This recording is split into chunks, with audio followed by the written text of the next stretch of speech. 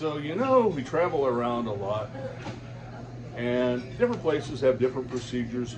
But when you're traveling and you go through an airport, you get to deal with TSA. Now, TSA, you got to be have a certain personality to work for TSA. You are a round peg in a round hole person. You, as a traveler, you go through, you bring your round pegs with you. TSA goes, they fit in the round hole.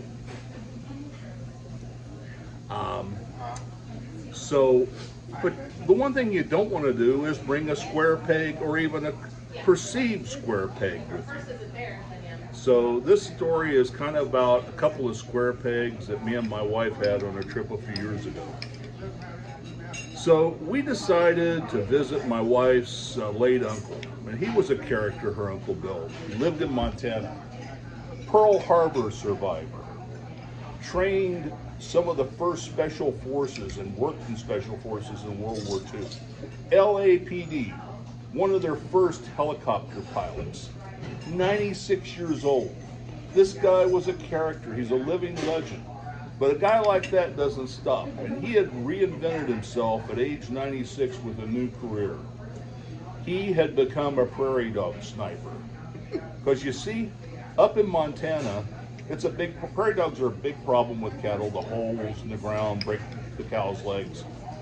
So my wife's uncle would go out with a military grade sniper rifle and shoot prairie dogs.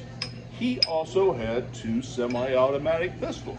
Pew, pew, pew. This guy takes out prairie dogs. On the last day of the trip, when we were there visiting, he shows my wife in the garage his prairie dog assassin assortment of weapons. So my wife looks through the scope, she handles the gun, and we get out and leave in the car, and we don't think anything about it until 8 hours later, and we're in the Salt Lake City airport. So we're going through TSA, and my wife gets selected for one of those random searches. The next thing you know, she's got gunpowder residue on her fingers. Now, my wife is sitting there, and they're talking. The TSA agent is going, and she's going, "There's gunpowder residue on your fingers." Now, my wife doesn't volunteer the square peg information that she had been with the prairie dog sniper and his assault rifle this morning. She sits there and goes, "Oh, that's interesting. Really? Well, isn't that surprising?" So she goes through this entire thing, and he goes, "Well, it's a false negative positive. Well, go on, ma'am. Have a good day." Now, my wife could have fixed the entire situation by just raising her hand and go, "Hey, I got the solution. This morning, me and my uncle, he's a prairie dog sniper. I was handling his semi-automatic sniper rifle this morning." Now, to think that she was smart enough not to share the information. Well, on the other leg of the trip, there's the story where I was not smart enough to share the information. I was too dumb to share, and I shared the information. So I go in, and when you get a little older, you have what's TMI, a little leakage problem. So you buy these pads. And that morning I got up, I did my normal routine, and I put my pad on.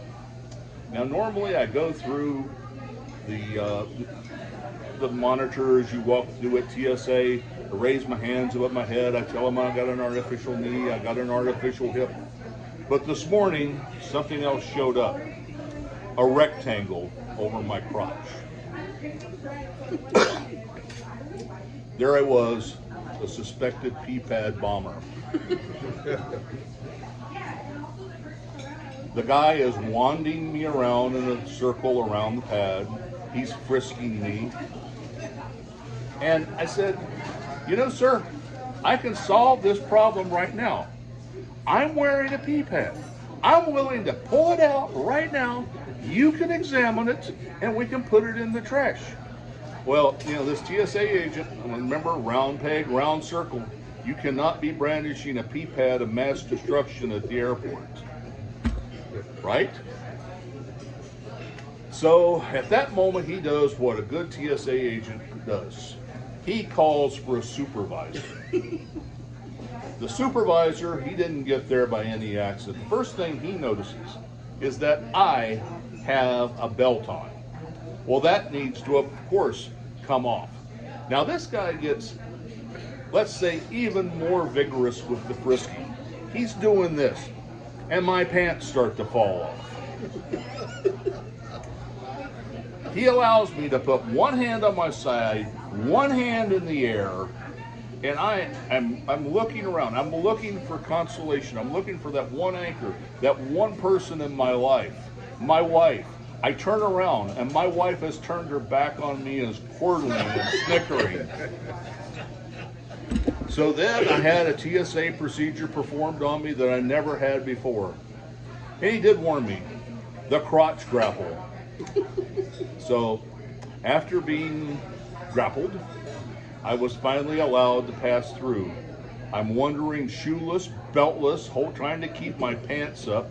I didn't know if I needed a cigarette or a cuddle, but as God is my witness, I'll never wear a pee pad to the airport again.